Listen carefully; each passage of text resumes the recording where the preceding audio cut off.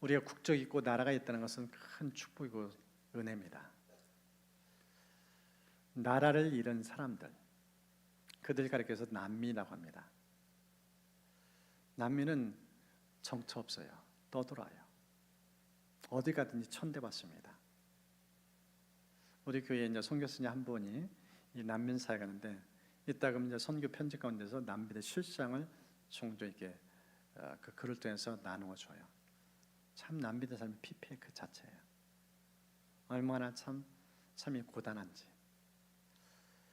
오늘 이 성경의 내용을 보면은 유다 백성들이 포로 끌려간 상황입니다. 이유는 딱 하나예요. 죄를 지었어요. 우상 숭배한 겁니다. 하나님을 가장 싫어하고 미워하는, 가증히 여기는 우상을 숭배한 거야. 그래서 하나님께서 징계 채찍으로 이 바벨론을 들어서서 침공하게 만들어요. 그리고 이 유다가 망한 거예요. 거기에 왕과 왕궁이라는 모든 신하들, 그리고 제사장들, 심지어 각종 기능공들, 그들까지 포로로 끌려가요. 무기력고 가난하고 힘없는 사람들만 이 고개 남아서 그 땅을 지켜요. 그런 실상입니다. 그런 이 내막을 우리가 알면서 이 본문을 이해해야 이 본문의 이해가 잘 됩니다. 이 본문을 통해서 우리 인생에도 때로는 이렇게 나라를 잃고 또 앞이 안 보일 만큼 힘든 절망된 상황에 처할 때가 종종 있어요. 미래가 안 보여요. 암담해요. 그런 현실을 맞닥뜨릴 때 어떻게 처신할 것인가? 앞이 안 보일 때, 절망의 상황일 때 어떻게 그 삶을 개척해 나갈 것인가? 오늘 성경 통해서 이 절망 중에 앞이 보이지 않는 끝없는 그 아무런 현실 속에서 어떻게 미래를 향해 나갈 것인가? 이 본문에 크게 세 가지 메시지를 좀 나누려 합니다. 앞이 보이는 상황 속에서 보이는 소망, 어떻게 소망을 향해 나갈 것인가? 그 첫 번째가요, 현실에 충실할 것을 말씀합니다. 오늘 이 본문을 보면은 어떻게 현실에 충실해야 되는 두 가지를 강조합니다. 그 첫 번째가 원주민처럼 살라. 이 본문을 보십시오. 너희는 집을 짓고 거기에 살며 텃밭을 만들고 그 열매를 먹으라. 지금 나라 잃고 포로 끌려간 바벨론 땅에서 집을 짓고 텃밭 일구며 살래요. 여러분 이해가 되셔요? 이 본문을 좀 이해하기 위해서는 이 본문의 이 8절 9절에 있는 이 성경에 하나님의 강조점이 있습니다. 이 8절 9절에 보면은 거짓 예언자 그리고 점쟁이들이 나와요. 이들이 하는 짓은 무엇인가? 백성들을 속여요. 거짓말을 퍼뜨려요. 어떤 거짓말을 퍼뜨린가? 이 본문의 바로 앞장에 보면은 이 거짓 선지자 한 사람 이름이 등장합니다. 그의 이름은 하나냐예요. 이 하나냐는 사람은 입을 열어서 백성들에게 희망 고문합니다. 우리 지금 포로를 끌려가는데 2년 후에 돌아온다. 여러분 2년 길다면 길고 짧으면 짧으신데 그렇게 먼 미래는 아니에요. 남자들은 군대 가봐서 하는데 군대 입대하는 순간 달력 보고 언제 제달지 제달자 정하고 그걸 지워져 나가요. 그러면서 군대생을 보냅니다. 2년 생각보다 빨리 지날 수 있어요. 그런데 성경을 보면은 2년이 아니에요. 작으면 70년을 말씀합니다. 70년을 허송세월 보내면 안 된다는 거예요. 생각보다 긴 시간을 이 포로된 나라에서 살아야 된다는 거예요. 그래서 작정하고 이 땅에 살 것처럼 살라. 이 땅의 원주민처럼 살라. 그런 메시지가 이 본문에 담겨져 있어요. 일단은 몸을 처신하려면 집이 필요하잖아요. 거처가 필요하잖아요. 집부터 지어라.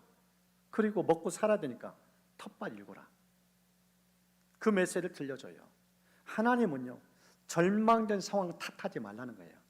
나라 잃었다고 아무렇게 살지 말라는 거예요. 비록 나라는 잃고 미래는 암담할지라도 주어진 현실 똑바로 직시하고 열심히 땀 흘려 살라. 그 메시지를 우리에게 지금 들려주고 있습니다. 여러분 성경을 보면은요, 이 신약의 이 마태복음 25장에 예수님께서 한 비유를 통해 우리에게 인생에 대한 중요한 메시지를 들려줍니다. 그 내용은 우리가 이 땅에서 어떻게 살 것인지, 어떻게 살아야지, 그런 메시지예요. 달란트의 비유입니다. 5달란트, 2달란트, 1달란트 받은 세 부류의 사람이 예수님이 예언 가운데 등장해요. 그런데 예수님은 딱 둘로 구분해서 다시 설명해 줘요. 5달란트, 2달란트 받은 사람 특징을 성경에 이렇게 기록해 놨습니다. 5달란트 받은 자는 바로 가서 그것을 장사하여 또 5달란트를 남기고 2달란트 받은 자도 그같이 하여 또 2달란트를 남겼다. 이 5달란트, 2달란트 받은 사람 특징, 즉각 행동에 옮겨요. 시간 낭비하지 않아요. 무엇을 해야 할지 어떻게 살았든지 그게 보여요. 이런 삶을 가지고 성경에 예수님이 뭐라고 칭찬한가? 착하고 충성된 종아. 착하고 충성된 종아. 주어진 일상이 하루하루 최선을 다해 산다는 거예요. 시간 낭비하지 않는다는 거예요. 오늘 이 본문 속에서 나라 잃고 포로로 끌려간 상황인데 이들 향해서 하나님께 던지는 메시지는 너희들 실행매천 살지 말라. 그 땅에 거할 것처럼 제2의 고향 삼아 거기에 정착민으로 살라. 이 정도로 적극적으로 인생을 살 것을 말씀합니다. 이게 성경을 통해서 우리 하나님께서 우리에게 주시는 메시지예요. 인생은요, 환경 탓하면 안 된다는 거예요. 환경은 쉽지 않아요. 어려워요. 힘들어요. 어떻게 해차는지 몰라요. 그런데 마음가짐 어떻게 하느냐에 따라서 인생 생각보다 쉽게 풀릴 수 있다는 거예요. 작정하고 하루하루 땀을 열심히 살면은 밝은 미래 열린다. 그런 메시지를 지금 들려주고 있습니다. 이 사도행 2장을 보면은 오순절 사건을 통해서 우리 주시는 메시지예요. 성령을 통해서 우리 주시는 애. 이렇게 말씀합니다. 하나님이 말씀하시기를 말세에 내가 내 영을 모든 육체에 부어주리니 너희 자녀들은 예언할 것이요 너희 젊은이들은 환상을 보고 너희 늙은이들은 꿈을 꾸리라. 말세가 어떤 때예요? 세상 끝날 때예요. 종말의 때예요. 그런데 종말의 때 성령의 하신을 보세요. 자녀들 예언한다. 젊은이들 환상 본다. 나이 드신 어르신들 꿈을 꾼다.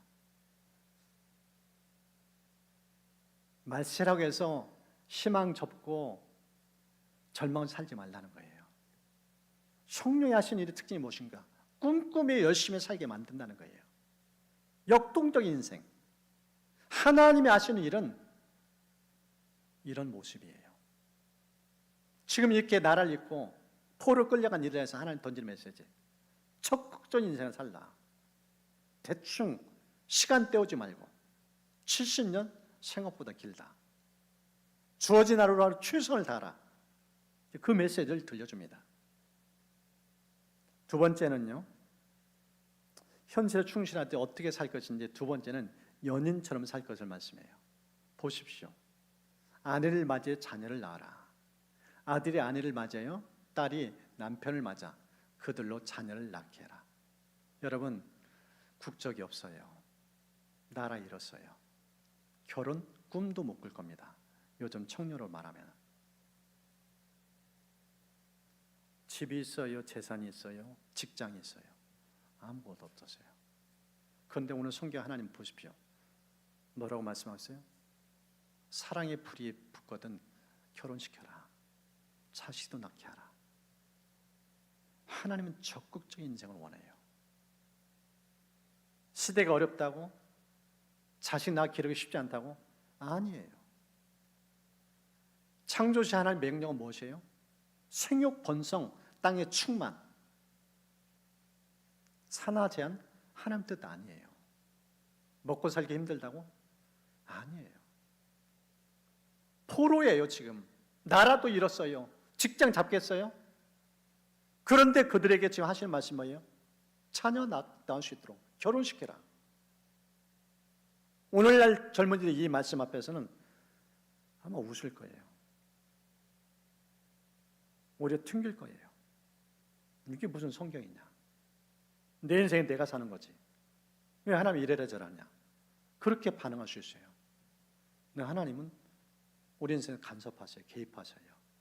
소극적으로 살지 말라는 거예요. 후대까지 내다보면서 너희 대에 끝나는 것이 아니다. 70년 다음 세대까지 내다보면서 결혼시켜라. 이런 메시지입니다.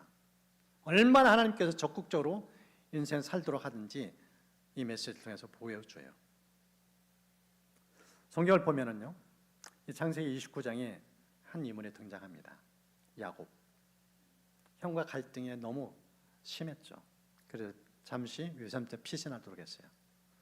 근데 그 땅에 그 외삼촌에 머무는데 생각보다 길어요. 20년을 머물러요. 그런데 그 상황 속에서 외삼촌 댁 일을 거들어요. 근데 이 거드는 가운데서 이제 일을 하는 가운데 이 야곱의 모습을 성경은 이렇게 기록해놨습니다. 야곱이 라헬을 위하여 7년 동안 라반을 섬겼으나 그를 사랑하는 까닭에 7년을 며칠같이 여겼더라. 7년을 수일처럼 여겼다는 거예요. 너무 짧게 보냈다는 거예요. 무슨 뜻이에요? 사랑하면 인생이 즐겁다는 거예요. 지금 포로예요. 미래가 안 보여요. 그런데 사랑의 불을 붙으면은 그 포로 속에서 꿈을 꿀 수 있다는 거예요. 밝은 미래를 열 수 있다는 거예요. 적극적으로 살라는 거예요. 이게 하나님의 메시지예요. 야곱 유산처 댁에서 죽도록 일만 했어보세요. 무슨 재미가 있어요? 근데 그 집에 가보니까 자기 눈에 쏙 드는 여인이 있는 거예요. 라헬한테 쏙 반했어요. 가슴에 불이 붙어요. 일하는 기쁨이 있어요. 피곤을 몰라요. 이게 사랑의 특징이에요. 사는 삶의 에너지를 공급해줘요. 희열을 맛보게 해주고 절망을 타개할 수 있는 능력을 제공해줘요. 지금 이 본모습에 나타난 모습 보십시오. 자식들 연애할 때 적극적으로 밀어주라. 결혼할 때 적극 밀어주라. 자식 낳게 해라. 얼마나 하나님께서 열정적으로 살도록 도전하신지 그것을 보여줍니다. 이게 절망 속에 처한 상황 속에 주시는 하나님의 메시지예요. 현실을 직실하고 이 현실을 어떻게 극복해낼까? 원주민처럼 살고 연인처럼 살라. 그 메시지입니다. 두 번째, 앞이 안 보일 때 어떻게 소망을 품어야 되는가? 기도를 경험할 것을 말씀합니다. 지금 이 본문을 보면 기도의 두 가지 지침을 설명합니다. 첫 번째는 기도는 심는 대로 거둔다. 7절 보십시오.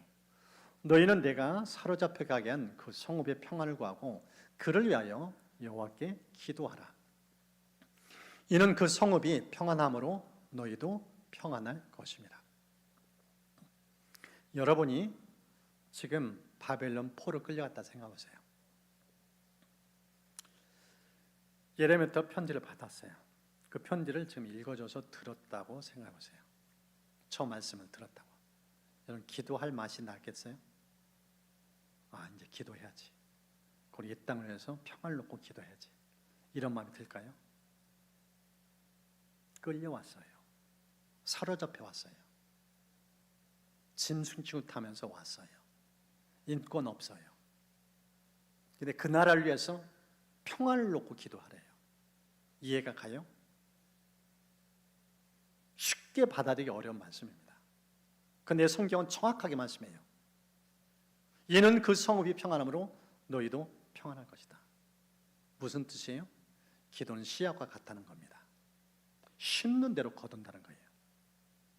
어떤 말을 하나님께 올려드린가 그 말 그대로 해주신다는 거예요. 기도는 매화와 같아요. 기도는 부메랑과 같아요. 반드시 그 말이 돌아와요. 사랑한다면 사랑한다는 말이 돌아와요. 축복한다면 축복한다는 말이 돌아와요. 심는 대로 거두게 되어 있어요. 지금 그것을 우리에게 말씀하고 있습니다. 나라 잃었다고 미래 암울하다고 신세 한탄하지 말라. 오히려 입을 열어 적극적으로 하나님께 구하라. 나라 잃어도 하나님이 일하신다. 그 메시지입니다.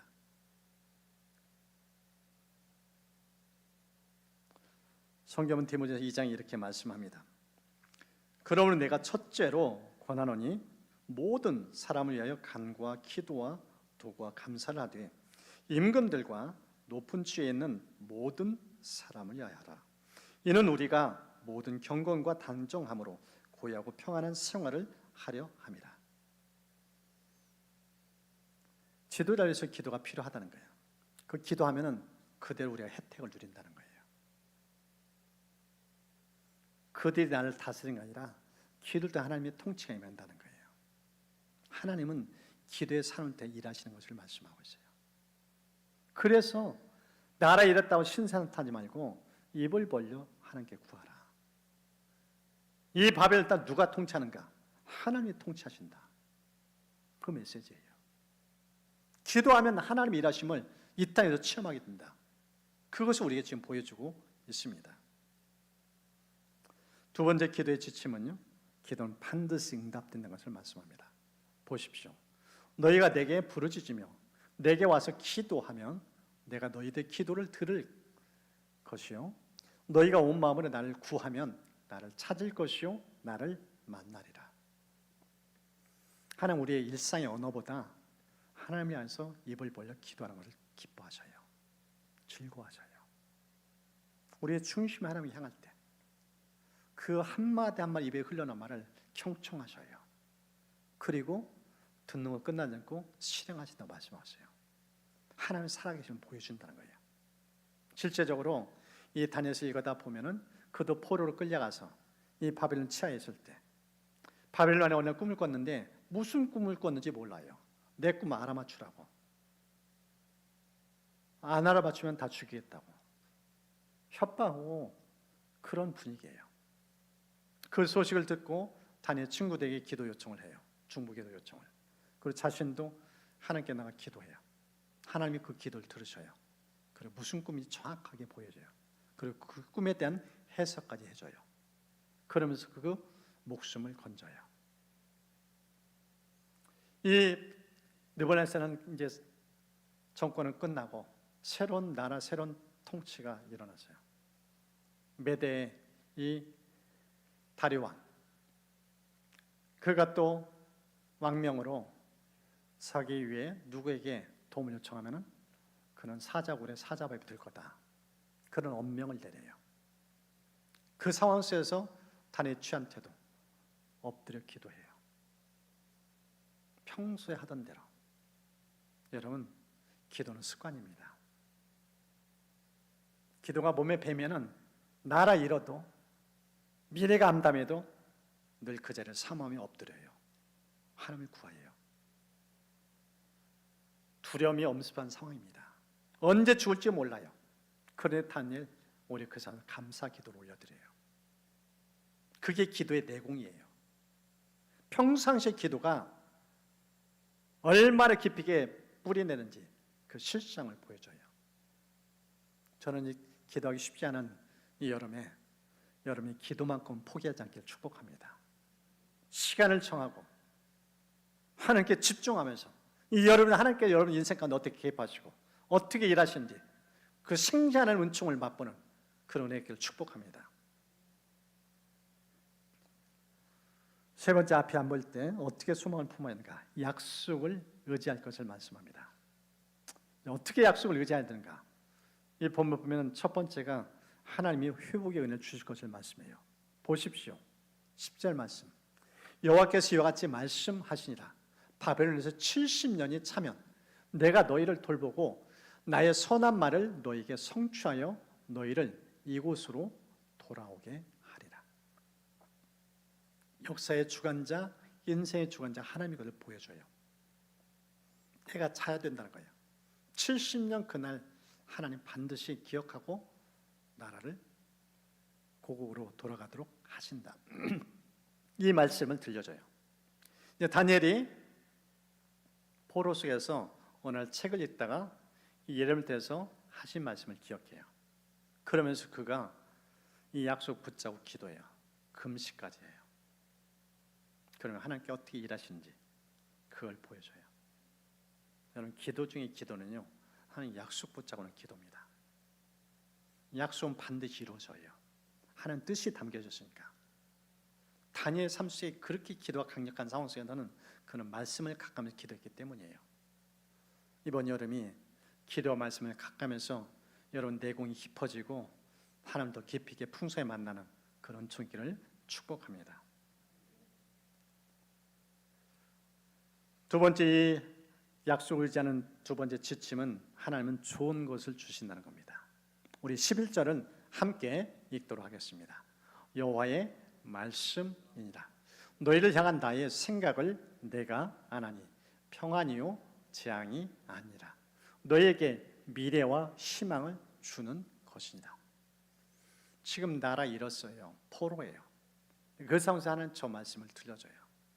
받아들이기 힘든 거예요.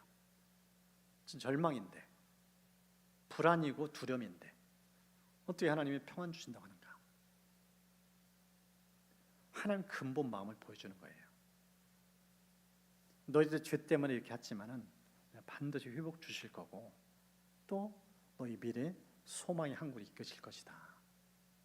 그래서 우리가 힘들수록 어려울수록 성령도 하나님 지금 이 상황에서 무슨 말씀하신가? 그 말씀을 계속 보는 눈이 열려야 돼요. 그걸 볼 때 마음이 힘이 나요. 영이 밝아져요.